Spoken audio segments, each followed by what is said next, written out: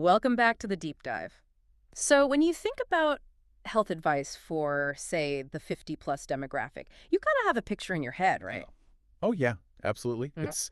It's very polite. Polite, exactly. It's all pastel colors, gentle encouragement. People smiling while walking very, very slowly in a garden. Yes, it feels It safe. feels managed, Yeah. like a slow, gentle winding down. Exactly. But the material we're digging into today, it just throws all of that right out the window. Completely. It feels less like a health pamphlet and more like I don't know, a movie script. A movie script is a perfect way to put it, and it's all about this really critical point in life around age 58.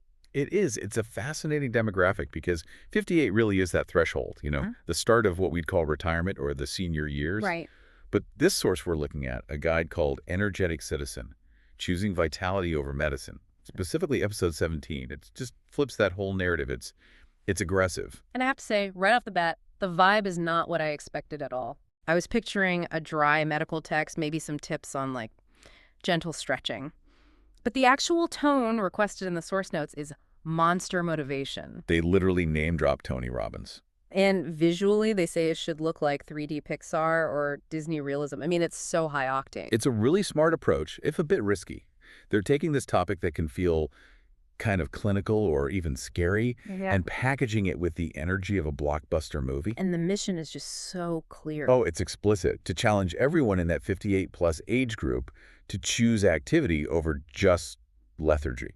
Okay, but monster motivation for a 58-year-old, I mean, that sounds a little intense. Is that really effective, or is it just, shouting at people who might have real physical issues? It is intense, Hmm.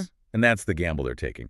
But the source basically argues that the whole gentle approach has failed, How so? that the soft pastel approach actually gives people permission to decay.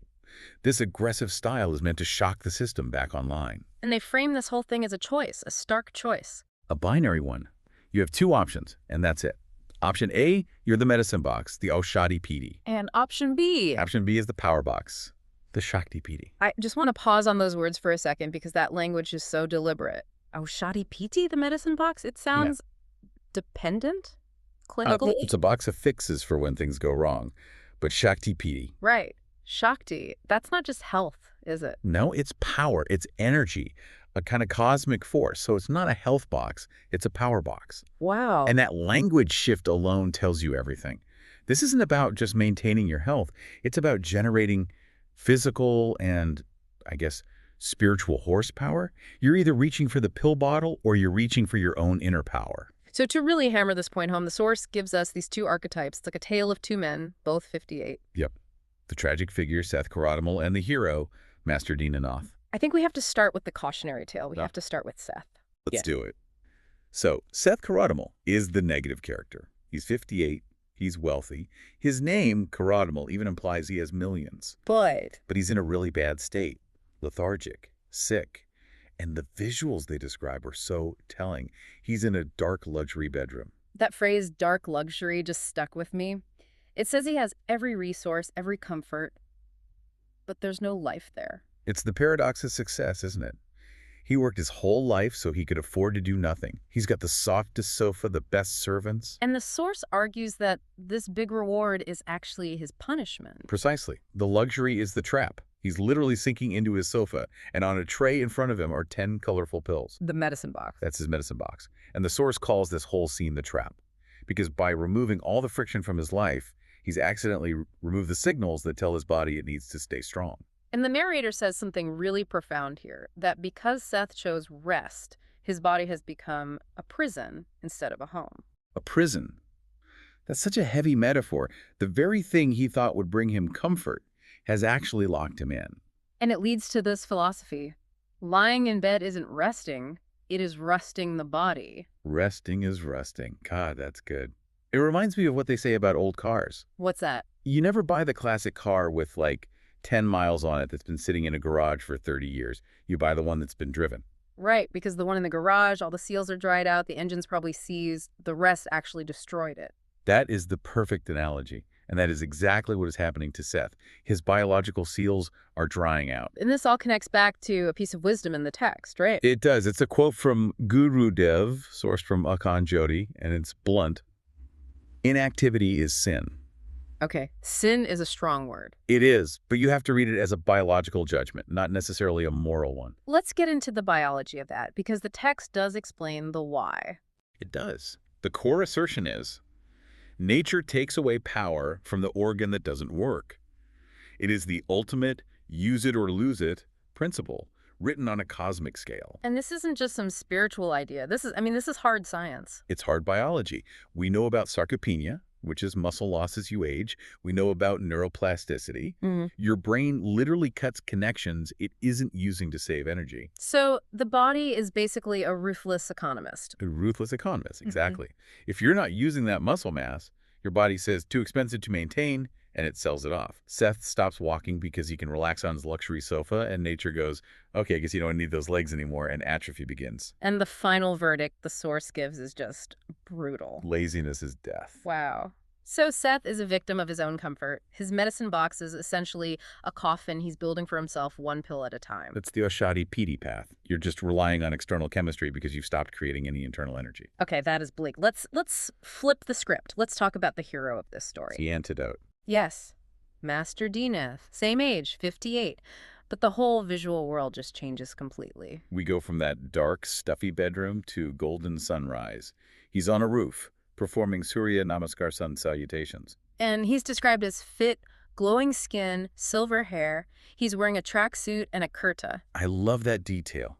The tracksuit and kurta, this perfect blend of modern fitness and, traditional life. But the real key here isn't just that he's exercising, it's his whole mindset about retirement. Oh, this is my favorite metaphor in the whole thing. It's so good. The source says Master Dinanath knows that retirement is not stopping the car. It is merely changing the tires. What a reframe. Yeah. It's so powerful. I mean, think about it. Why do you change a car's tires? So you can keep going. So you can keep going, maybe even on a different kind of road. You're swapping your smooth highway career tires for some off-road passion project tires. Exactly.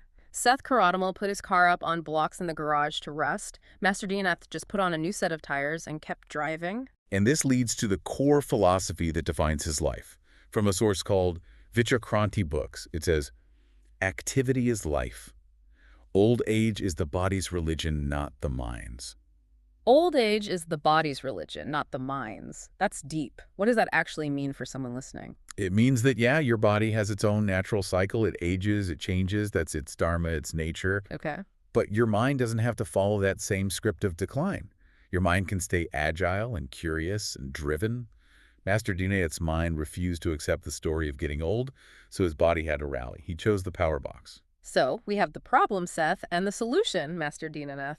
But this is where it got really interesting for me. I think I know where you're going. It's the methodology, the how, and it all hangs on this one tiny word choice. The linguistic shift. It's so fascinating, right? There's this very specific rule in the production notes. Yeah, what is it?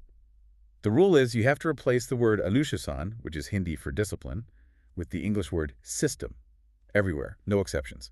Okay, so discipline is out, system is in, and at first glance you might think, well, what's the big deal? They sound kind of similar. They do, but they're not the same thing at all. Yeah. I mean, psychologically, they're just worlds apart. Totally. When I hear discipline, my brain immediately goes to, like, a drill sergeant. It's about forcing myself to do something I probably don't want to do. It takes willpower. And willpower is. Yeah. It's finite. It's flaky. It's a battery that just runs out. Exactly. The source is basically arguing that relying on discipline is a recipe for failure. Why? Because discipline is an energy drain. It's a constant battle inside your head between what you want to do, which is sit on the sofa, and what you feel you should do. Yeah. And sooner or later, you're going to have a bad day, you're tired, and that willpower is gone. And you quit. But a system, on the other hand, that feels totally different. It is different. A system is a structure. It's automatic. You don't need discipline to brush your teeth in the morning. Right. It's just what you do. It's just what you do. It's Mhm. part of your system. You don't debate it. So the source is saying, stop fighting yourself. Just build a better system that carries you along. There's a quote here that honestly gave me chills. It says, children may or may not support you, but your system will. That's the safety net. It's Yeah. so profound. We hear so much about the anxiety of aging, like, who will take care of me? Will my kids be there for me? Of course. And this text just says, look, that stuff is out of your control.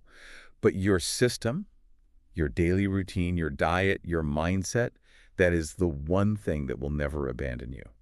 It's so empowering. It puts the control right back in your own hands. You're not waiting to be supported. You are building your own support structure. Right. For Master Dynanaev, it means his tracksuit is already laid out the night before. His tea happens after his sun salutations, not before. The healthy choice becomes the easy choice. Whereas Seth Karadimal has no system, so he just defaults to what's easy in the moment. Comfort.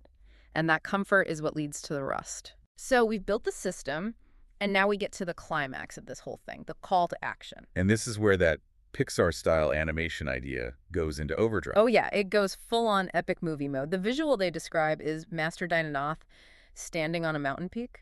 The wind is blowing through his silver hair. He looks like a warrior. And the metaphor they use here is so fierce. The lion. The lion. A lion may get old, but it never forgets to hunt. I mean, that is monster motivation in a single sentence. It just challenges the entire idea of what it means to be old. In nature, animals don't retire. A lion doesn't say, well, I'm 12 now. I guess I'll just let the gazelles walk by. It hunts until the very end. It hunts until the end. The source is telling you, the listener, you are the lion. Your hair might be silver, but the instinct to hunt, to seek vitality, that should never, ever go away. Then the narrator does something really direct, breaks the fourth wall. Asks you to put your hand on your chest. Is your heart beating? It's a reality check. And then comes the truth bomb. The diagnosis is that if you feel lethargic at 58, it is not natural. That is a huge claim. I think most people assume slowing down is just part of the deal. My knees hurt. I'm just getting old. And the source literally shouts asatya. Untrue. It claims that lethargy is a result of bad habits. Kusinsterit habits, they call them, not a result of age itself. So it's tough love. It's saying, stop blaming your birthday for your lack of energy and start looking at your habits. It strips away all the excuses. You can't say, oh, I'm just getting on in years. No.